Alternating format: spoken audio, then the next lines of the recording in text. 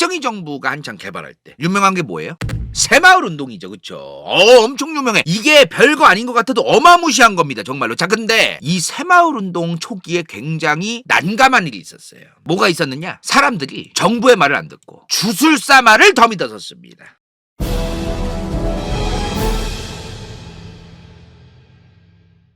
자, 박정희 정부 하면 떠오르는 게 뭐예요? 새마을 운동이죠. 새마을 운동. 이게 사실 그 좀 젊은 분들, 어린 분들이 듣기에는 좀 이름부터 조금 좀 딸피다. 너무 지루하고 좀 진부하다. 그런 이름일지 모르겠어요. 좀 국가적인 이름. 자, 근데요. 진짜 저 새마을 운동 아니었으면 큰일 났어, 우리나라. 지금 제가 사진 하나 보여드릴게요. 이거 언제적 사진 같아? 이거 1960년대입니다. 60년대 시골이에요. 이거 언제적 사진 같아요? 1960년대야. 이게 조선시대 사진이 아니에요. 60년대도 시골 가면 저랬어요. 최소한 이제 이런 집, 옛날 이제 시골 가면 이런 집들 있죠. 요런 모양으로 바꾼 게 바로 새마을운동 덕분이에요. 새마을운동.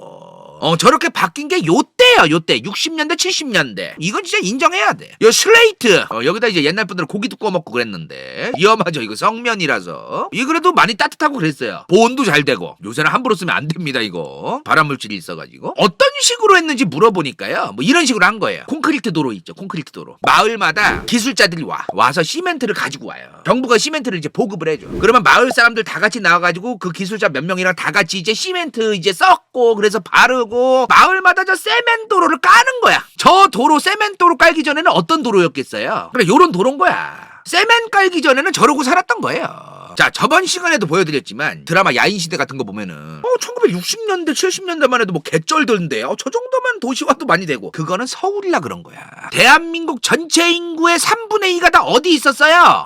수도권이 아닌 지방에 있었어. 저번 편에서 말씀드렸지만 이거 1966년 인구 통계인데 서울, 경기, 인천 인구 742만이야. 당시 인구가 2,900만인데 나머지는 싹 다 충청도, 전라도, 경상도, 강원도, 제주도에 살았던 거예요. 자, 근데 1950, 60년대 여기 시청자분들 계실 겁니다. 시골 출신인 분들은 더 잘 아실 거예요. 좋게 말하면 한국의 전통신앙, 나쁘게 말하면 정말로 온갖 미신들이 한국에 바글바글했어요. 자, 이게 왜 이 얘기가 지금 중요하냐? 예를 들어 마을마다 신이 하나씩 있어. 수호신이 있어가지고 뭐 또 나무가 있고 뭐 좋다 이거야. 근데 예를 들어 뒷간 화장실이야. 화장실 옛날 이 푸세식 화장실 바깥에 요 주변에도 신이 있다 이거야. 그래서 이 뒷간을 뽀개면 죽는다 이거야. 재앙이 닥친다. 그래서 이 푸세식 화장실을 뽀개고 위에도 이제 이런 것도 세멘으로 새로 발라가지고 새로 만들자 그러면은 안 된다 이거야. 노인네들이 와가지고 할아버지 할머니들이 와가지고 어디서 이걸 함부로 건들라고 하느냐고 막. 이거 여기에 뒷간이 신이 있고 여기 측신이 있고 그런데 어디서 이걸 건들라고 하느냐고 막. 그리고 예를 들어 초가집, 이런 초가집에 이제 지푸레기 있잖아. 저 지푸레기를 뜯어내고서 이제 스트레이트로 바꾸려고 그래. 그러면은 막 득달같이 또 할머니 할아버지들이 와가지고 막 펄펄 뛰면서 어디서 이 집에 성주신이 계신데 성주신이 노하시라고 어디서 스트레이트인지 이거를 뜯어내려냐고 하느냐고 막. 그러니까 막 환장하는 거야 막 이런 것 때문에. 하려고 해도 안 되고 막 이런 게. 지금 아프리카도 이 부적 시장 같은 거 있는 거 아세요? 아프리카에 막 동물 가죽 같은 거 갖고 와가지고 막 널어놓고 막 새 잡아다가 막 박제해가지고 막 널어놓고 막 난리도 아니야 이거. 그 아프리카도 지금 경제 발전이 더딘 이유 중에 하나가 뭐냐면 주술사들이 야 너네 유니세프인지 저 서양 애들이 온 저 주사 맞으면 니네 서양 귀신 들어가지고 네 아들 죽어, 네 딸 내년에 죽어, 뭐 이런 소리를 해요 막. 그러니까 지금 아직도 전염병 같은 게 아프리카에서 잘 해결이 안 되는 게 있어.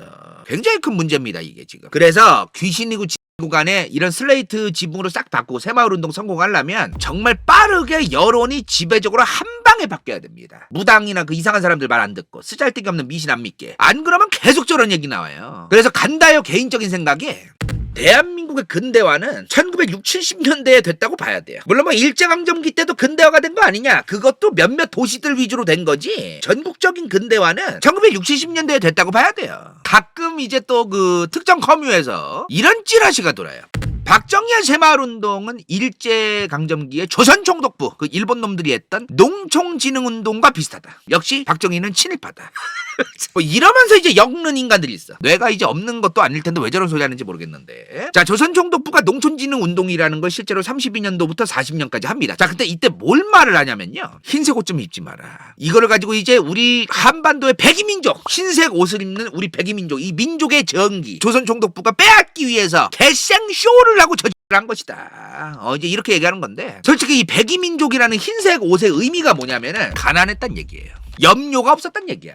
솔직히 사람이 맨날 흰색 옷만 입고 싶은 사람이 얼마나 있어요. 염료나 뭐 이런 것도 하고 싶고 안 되잖아요. 그게 가난했기 때문이야. 가난했기 때문에 그냥 단순한 거야. 이게 무슨 백이민족이 뭐 우리의 민족 증기가 있고 뭐 봐봐 말도 엮는 건데 그냥 말도 안 되는 소리야 그냥. 그리고 조선총독부가 미신 좀 믿지 마라. 그리고 식량 생산량 증대에만 힘써야 된다. 그리고 흰색 옷을 입고 자꾸 농사를 짓는 거야. 그 흰색 옷을 빨아야 되잖아요. 빠는데 시간이 엄청 오래 걸려 그게. 일반적인 그 나이롱이나 이제 합성 섬유로 만든 그 일반적인 그 기성복을 입어라 이 말이요. 일제의 옷을 일제가 이제 막 그 몸빼바지나 막 그런 거 입으라고 했대잖아요. 그러니까 그런 걸 우선적으로 입고 농사를 지어라. 너희들의 민족 증기가 사라져야 된다가 아니라 그냥 농사 열심히 지어라 이거야. 왜? 군량미가 부족하니까 지들이 제국주의할 때 식량 생산을 빨리 해야 되는데 조선인들이 자꾸 그 한복이란 걸 입고 자꾸 막 그러니까 이제 속 터지는 거야 얘네는. 물론 유쾌한 이유로 저런 걸 요구한 건 아니라는 거죠. 다만 저런 거를 요구하는 게 일제강점기가 아니었더라도 언젠가는 필요했을 것 같긴 합니다. 제 생각에. 근데 이거를 갖다가 이제 저 농촌진흥운동 조선총독부가 했던 거가 박정희가 했던 거랑 비슷하니까 새마을운동이랑 역시 박정희는 친일파다. 약간 이런 거예요. 조선총독부가 삼겹살을 좋아했다. 박정희도 삼겹살에 소주 좋아한다. 즉 박정희는 친일파다. 뭐 이런 논리야. 솔직한 얘기 말 같지도 않은 개소리거든요 이게. 그러니까 이런 방식으로 나불거리면서 찐으로 저 말을 또 믿는 사람들이 많아요. 말 같지도 않은 소리야. 저런 말 듣지도 마세요. 솔직한 얘기로 일제강점기가 했던 농촌진흥운동하고 박정희 정부의 새마을운동이 비슷하다 쳐. 그래도 목적이 아예 다른 거예요. 일제강점기는 그거를 했던 목적이 쌀 생산량의 증가를 원했던 거예요. 박정희 정부도 마찬가지긴 합니다. 근데 일제강점기는 제국주의를 본격화하면서 군량미가 부족했어요. 쌀 생산량이 증가해야 군량미를 또 충족시키거든요. 수탈의 목적을 지니고서 그 소리를 한 거예요. 박정희 정부가 어디다가 수탈을 하려고 목적성을 띄고서 도대체 새마을운동을 했습니까? 이거를 똑같이 적용하면 절대 안 되는 것이다. 다시 한번 강조드립니다. 지난 인터넷이 보급된 1990년대 중후반부터 지금 2025년까지 지난 30년 동안 커뮤에서 나불거려온 인간들이 너무 많아요. 개소리를. 그래서 지금 어디서부터 이거를 지금 다시 바로잡아야 될지 감도 안 잡혀. 이거를 좀 씻어내고 들으실 필요가 있겠어요. 자, 그리고 우리 박정희 각하께서 산림 녹화 사업이라는 걸 했다고 합니다. 이게 또 뭐냐면은 이게 실제 우리나라 산이야. 1950, 60년대 우리나라 야산이에요. 겨울이 끝나고 봄쯤에 이제 풀이 살살 자랄 때 그쯤에 찍은 우리나라 야산이야. 겨울에 이제 땔감 부족하니까 어린 나무도 큰 나무도 그냥 되는 대로 다 베는 거야. 다 있는 거 없는 거 다 가져오는 거야. 답도 없어. 지금 북한이 저래요. 북한 걔네들 아직도 땔감 써야 되거든. 석탄도 부족해 걔네는. 위성지도를 한번 봅시다. 대한민국 산 보면은 매곡해. 산이 그냥 나무가 바글바글해요. 나무가 일단 요 중간중간에 이제 마을 같은 거 있고 그런데 아니면은 산이 그냥 새파래. 근데 이제 올라가면 올라갈수록 뭔가 조금 이제 좀 색깔이 멀리서 봤을 때 이것도 빼곡한 거 아닌가 하고서 확대를 하면 할수록 색깔이 좀 확대를 하니까 뭔가 민둥민둥해요. 지금 나무가 막 몇 그루 없어 지금. 북한이 저래. 답에서 그래 답에서. GOP에서 북한 GP 쪽 보면 저렇더라. 그러니까. 그래서 박정희 정부 하면은 뭐 개발만 오지게 하고 뭐 환경 파괴한 주범 아니냐 뭐 이러면서 막 난리치는데 그렇지 않습니다. 박정희 정부 덕분에 이렇게 나무가 많아진 게 사실이에요. 우리나라 전체 땅의 65%가 산이에요 지금도. 근데 1950년대 대한민국 산 전체의 3분의 1이 민둥산이었어요. 3분의 1. 그러면은 3분의 2는 괜찮은 거 아니냐? 3분의 2는 멀쩡하게 산이 있었다는 거 아니냐? 뭐 예를 들어 뭐 지리산 꼭대기까지 나무하러 갈 건 아니지 않습니까?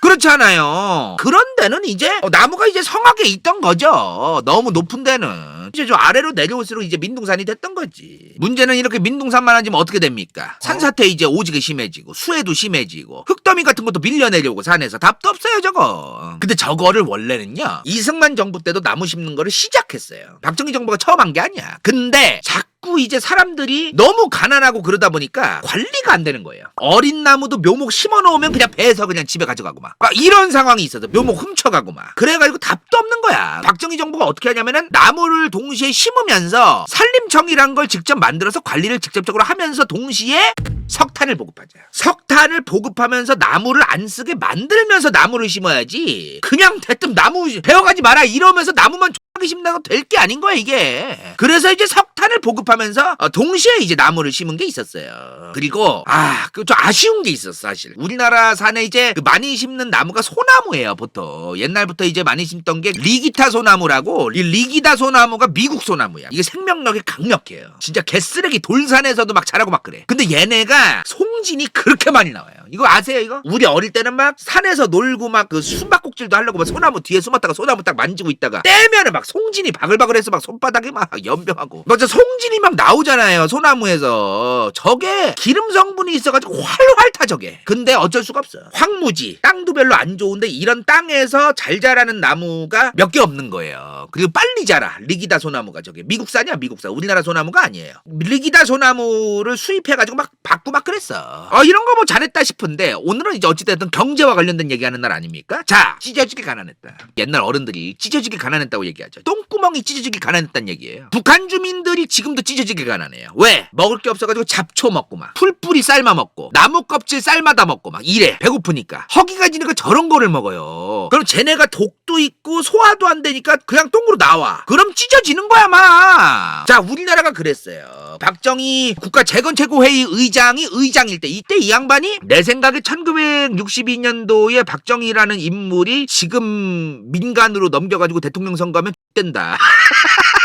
한 1년에서 2년 정도는 좀 더 있어야겠다. 이거 국가재건최고회의를 지금 문 닫으면 된다. 재건최고회의 의장이 있을 때 쌀값이 전년 대비 400% 폭등했었어. 저 때는 민정으로 넘겨가지고 민간정부로 넘기는 그 대통령 선거를 치르는 걸 저 때 했으면은 절대 당선 못해요. 박정희라는 군인이. 그래가지고 요때부터 1년 한 10개월 뒤에 이제 하게 되는데 물가가 엄청 올랐어 저 때. 왜냐면 흉작이었거든 저 때. 당시에 김일성이가 남조선이 그렇게 가난하다고 하고만 남조선은 인도적으로 우리 인민들이 그 수확한 쌀을 지원해주는 게 좋겠어 뭐 이런 개소리를 해요.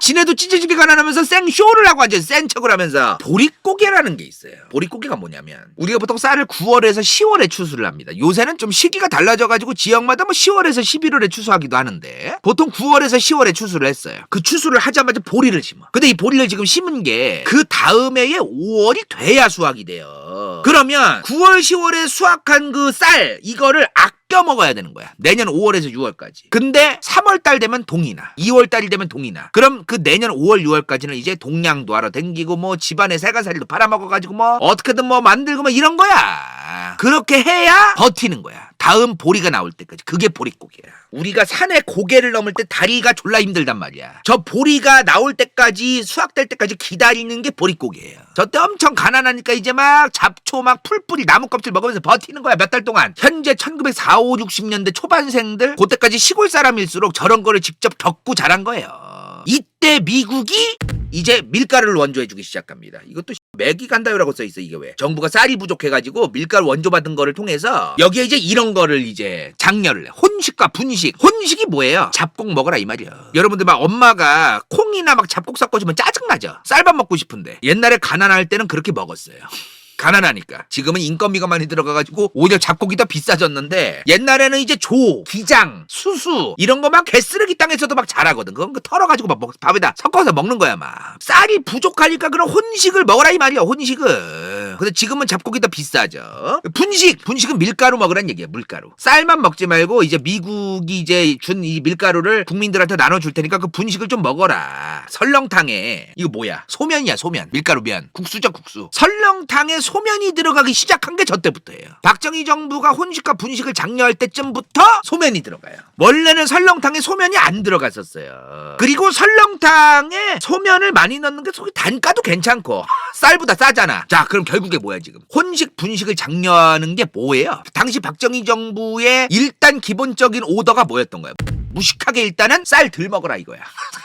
일단은 쌀 수확량 자체가 저조하니까 일단 덜 먹어라. 밀가루를 섞어 먹고. 근본적인 해결은 사실 저게 해결이 아니죠. 쌀 수확량을 증대시켜야만 근본적으로 해결이 되는 건데 그러면서 나온 품종이 바로 통일벼 품종입니다. 굉장히 또 이름이 아주 범국가적이고 통일벼라는 품종이 이제 나옵니다. 정말 맛없다는 그 품종. 옛날 어른들이 그러더라고요. 통일벼 그거 진짜 맛대가리 없는데 그거 쌀이 오니까 먹은 거지 그거. 맛대가리 더럽게 없었다고 저거. 난리도 아니더라고 옛날 어른들이. 자, 이 벼가 뭐야? 이 쌀알을 나다를 가지고 자라는 풀떼 꼭대기가 벼자 벼요. 이 벼에서 이 쌀을 구하는 거 아닙니까 우리가 벼를 심어서 그죠? 1964년에 대한민국 중앙정보부 요원들이 지금의 국정원입니다. 중앙정보부 요원들이 다른 나라에 가서 쌀 품종을 몰래 세벼와요. 이집트에 나다라는 품종이 있었어. 요 품종을 이제 그 중앙정보부 요원들이 가져와요. 몰래 가져왔는데 야 얘가 뭐 보통이 아니야. 막 벼 하나에 자라는 그 쌀 알의 개수가 제한적이에요. 근데 이 이집트 품종 갖고 왔더니 더블이야 더블. 애가 막 너무 나다리 많아가지고 대가리 막 닭병 걸린 닭새끼 마냥 막 꾸벅꾸벅 막 이래. 워낙 무거우니까 야 이거 가져오면 대박이다. 이거 갖고 왔어요. 갖고 왔는데 재배를 이제 시도하는데 재배가 안 돼. 솔직한 얘기로 이집트에서 자라던 품종을 한국에 오면 어떻게 자라 얘가. 이집트 기후에 맞는 쌀인 거지 얘는. 우리나라 쌀이 아닌 거지. 자 근데 당시에 국제미장연구소라는 연구소가 있었어요. 이게 이제 전 세계적으로 그 벼품종 같은 거 이제 연구하는 그 기관이 지금도 있어요. 근데 여기에 파견 나가 있던 한국인 그 농과 교수님이 있었어요. 농업 관련된 연구하시는 교수님. 이분이 여기에 파견 나가 있었는데 요런 생각을 하게 된 거야. 자 일단은 요 월남쌀이라 그러죠. 안남미, 베트남 동남아쌀. 사실은 전 세계적으로 이 인디카종을 더 많이 먹습니다. 우리가 일반적으로 먹는 쌀이 자포니카, 한중일에서 많이 먹는 쌀의 종이 크게 자포니카 쌀이에요. 쌀 모양과 찰기에 따라서 크게 두 가지로 나눠요. 쌀을 자포니카 쌀이랑 인디카 쌀로 나누는데 전 세계적으로 훨씬 많이 먹는 쌀은 인디카 쌀입니다. 70~80%가 인디카 쌀 먹어요. 전 세계에 한 10에서 20%밖에 안 먹어. 자포니카는 많이 안 먹어요. 우리나라 사람들은 자기들이 쌀 먹으니까 자포니카 거의 다 먹는 줄 알더라고. 그렇지 않습니다. 인디카가 훨씬 많이 먹는 쌀이에요. 자 근데 자포니카 쌀을 우리나라는 먹잖아요. 이게 찰기가 있어. 밥을 하면은 찐득찐득한 물이 있고 막 밥알이 아주 찰기가 있고 막 서로 같이 붙어있고 막 이게 있어야 된단 말이야. 우리나라 사람들이 먹으려면은. 근데 이 안남미는 인디카 쌀은 그게 없어요. 쌀을 익히면 귀리 삶은 거 마냥 찰기가 없고 지들만 그냥 통통하게 익은 거야. 돌아다녀 막 자기들끼리 찰기가 없어가지고 막. 근데 이 자포니카 종이랑 인디카 종을 보니까 자포니카 쌀의 문제가 뭐냐면 수확량이 너무 적은 거예요. 근데 인디카 쌀은 심으면 쌀의 양 자체가 많은 거야. 그래서 자포니카랑 인디카의 당시 세부적인 종이 여러 가지가 있지. 자포니카 종도 여러 개가 있고 인디카 종도 여러 개가 있는데 그 중에 기본적인 종을 이제 교배를 한 거예요. 자포니카 종이랑 인디카 종을. 자포니카 종은 한국의 계절을 잘 견뎌. 근데 수확량이 적어. 인디카 종은 한국의 계절을 잘 못 버티는데 수확량이 많아. 두 개를 교잡을 해서 만들었어. 2배 생산량이 나온다라는 그 시험 재배를 했더니 2배 생산량이 된다는 그 품종이 생긴 거예요. 근데 문제는 맛대가리가 없는 거야. 찰기가 좀 떨어지고. 근데 지금 뭐 더운 밥 추운 밥 뭐 다질 뭐 따질 그런 데가 아니잖아. 각각께서 이제 구국의 영웅으로서 빨리 이제 식량난부터 해결을 해야 될 거 아닙니까? 그러면서 나온 게 통일벼예요. 지금은 뭐 먹지도 않아. 저 개도 안 줘 저거. 지금은 뭐 거의 뭐 키우는 사람들이 없는 쌀인데 요 쌀을 이제 우리가 재배를 했던 거지. 자 이런 구국의 영웅 박정희 각하께서 열심히 이제 쌀도 이제 막 새로운 품종을 만드시고 산림에 나무도 심으시고 별걸 다 해주셨습니다. 그죠? 각하께서 새마을운동도 하고. 과연 박정희 정부의 경제개발 5개년 이게 제일 중요한 거 아닙니까? 박정희 정부의 경제개발 5개년의 계획, 이 5개년 계획의 실체 제가 미리 하나 말씀드릴게요. 이 5개년 계획은요 사실 가장 먼저 했던 나라가 따로 있었습니다. 1920년대 소련이 가장 먼저 했었어요. 그리고 박정희 정부의 경제개발 5개년 계획의 실체를 다음 시간에 설명드리도록 하겠습니다.